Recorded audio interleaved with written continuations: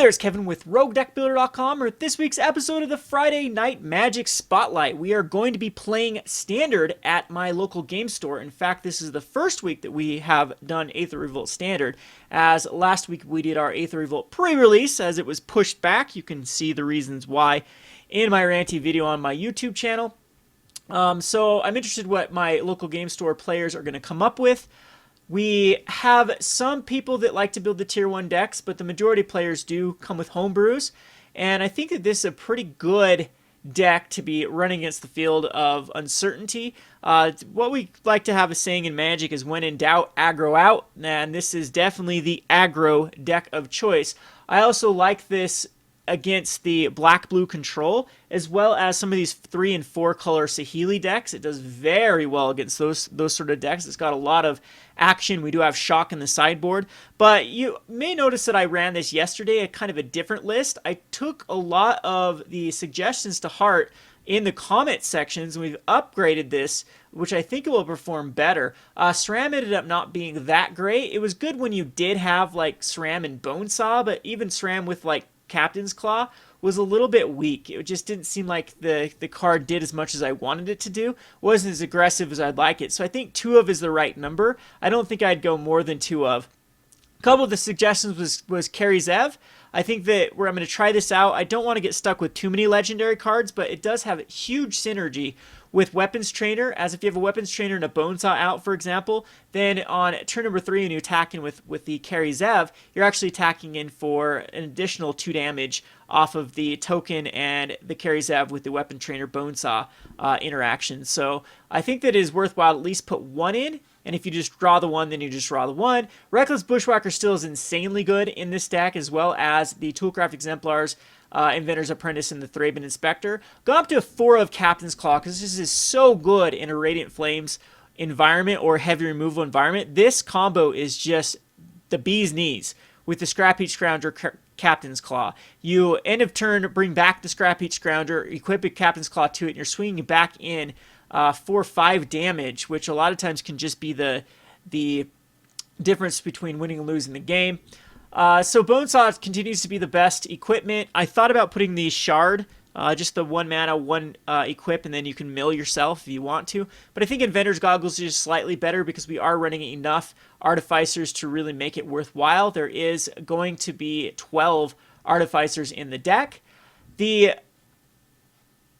other cards in here are pretty self-explanatory for the 1-drops to try to get the Reckless Bushwhacker online. Stonehaven Outfitter still seems to be insanely good with the Attrition War. That's what makes this deck so good, is you're facing off against like humans, like especially red-white humans. I did go up against that match, and cards like Stonehaven and SRAM just completely won that match just because it just outdid the Attrition War. So we'd both 1-for-1 each other with like our shocks, and then the Stonehaven Outfitter would just let me draw cards like crazy, and eventually I was able to push through. Spire of Industry is going to replace the white-black land because we are running, I believe, 17 artifacts in this deck. So we have the 4 Captain's Claws, the 4 Scrap Heap Scroungers, the 4 in Bonesaw, so that's 12, 13 with the Inventor's Apprentice, yep, and 4 clue tokens with the Thraben Inspectors. So we are very likely to have an artifact on the battlefield, and then the Spire just helps fix better because it can help add for that red that sometimes we get stuck on.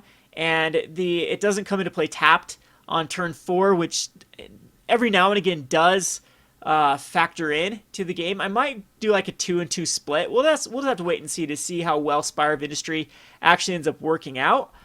So Aether Hub is still good in this deck, as it does provide either the white or red on turn number 1. Usually you don't have to fix that often. There's only 1 card that requires 2 colors of mana, which is the Weapons Trainer. So if you have to go like first turn Toolcraft Exemplar off an Aether Hub, usually it's not that bad, especially if next turn you can use just the colorless mana for like a Scrap Heap Scrounger. So the sideboard has changed a ton. So it took out Harness Lightnings. I think I'll put back Harness Lightnings if like Spell Quellers, and I think the Tireless Trackers are taken care of with Shocks. Eiley's a little bit of a problem. There is that 2/3 Death Touch lifelink that I think Harness Lightning, if I start seeing that card, I have no clue why the black-white mid-range or even some of the green-black mid-range decks have not picked up the 2/3 Death Toucher for 2 mana. I just think it's so insanely powerful in this format. The cards I did cut is Selfless Spirits down to just a 2 of. It's really metagame dependent, but I put it in for the Hope of Garipur. I think the Hope of Garipur in the sideboard might be a little bit stronger than Selfless Spirit because they both do similar things.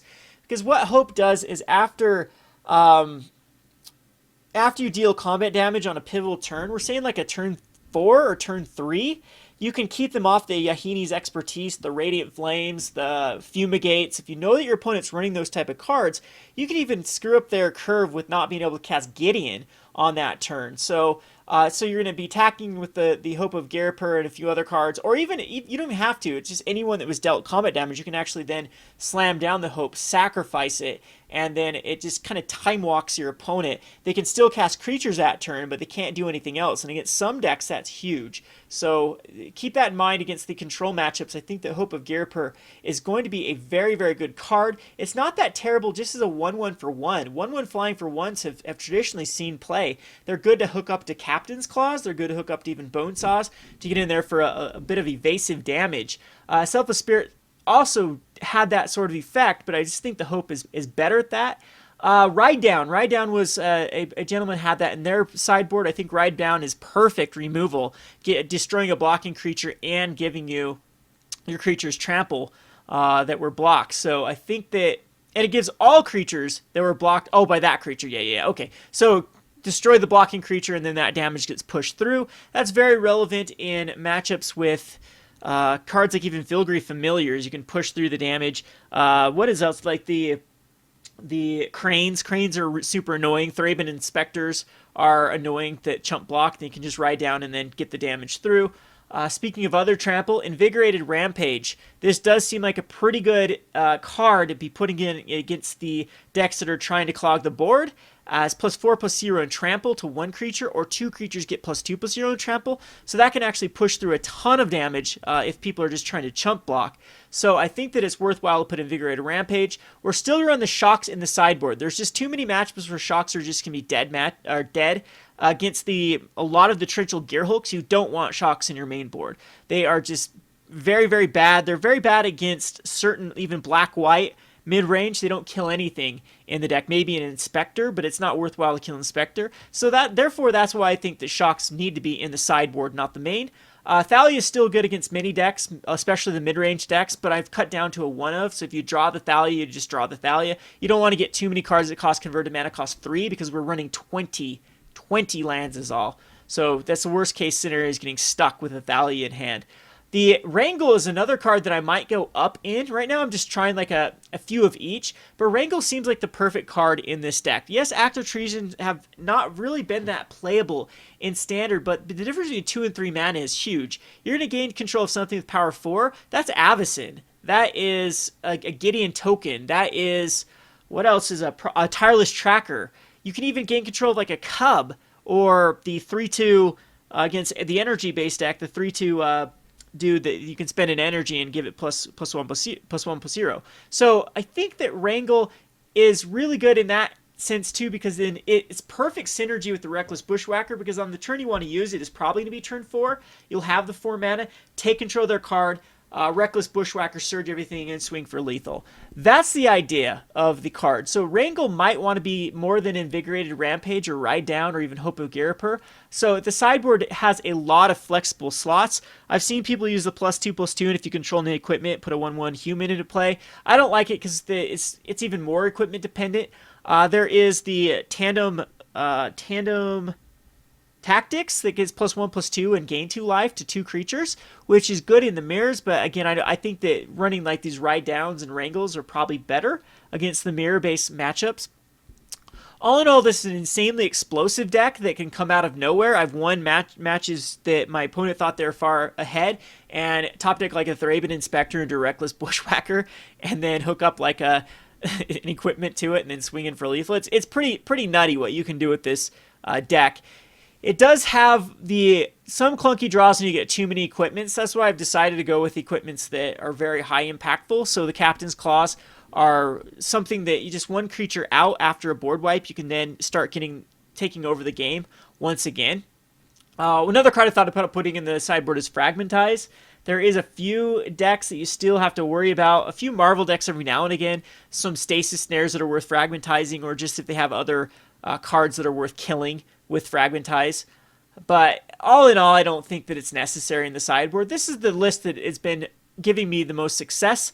Appreciated all the suggestions. It led to some great upgrades, I think, in the deck.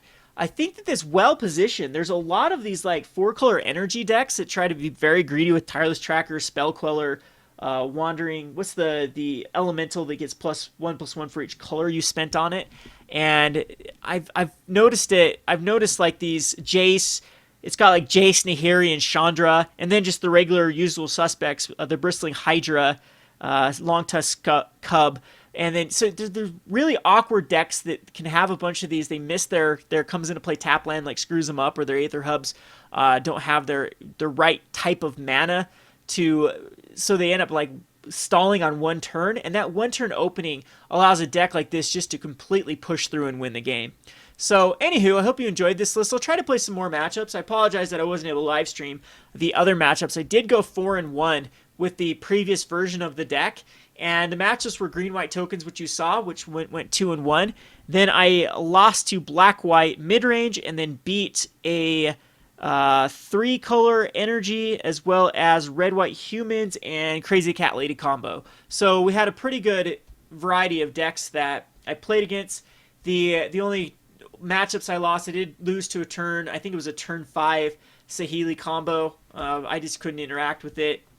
I tried my hardest, but could not quite push through enough damage before was able to get the Saheeli combo and end up winning the match, but lost one game to that. And then the other matchups that I pretty much lost were just flooding out. Flooding out is very, very real on MTGO with the pure randomness of the shuffle. So anyway, if there's any other suggestions you have this deck, please feel free in the comment section below. This is Kevin with RogueDeckBuilder.com. Thanks for watching.